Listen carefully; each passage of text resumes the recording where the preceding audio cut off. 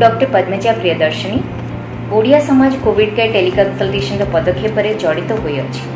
ओडिया समाज एक non profit सामाजिक संगठन ओडिशार कला और संस्कृतिर सुरक्षा दिगरे कार्यरत।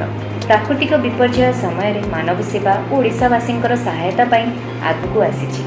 गत वर्ष ए उद्देश्य पाई विभिन्न पदक्षेप निया जायथिला। चलित वर्ष कोविड महामारी परिस्थिति को देखिकी लोकमानकर सुविधा पाई टेलीकनसल्टेशन व्यवस्था करा जाय अछि।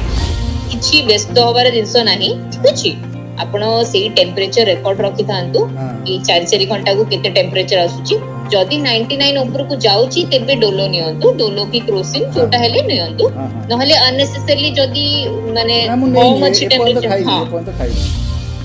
आपण माने सकाळ 9 रु राति 9 जाए 0114123 667 9 नंबर रे कॉल करी डाक्तरी परामर्श नहीं पारिबे।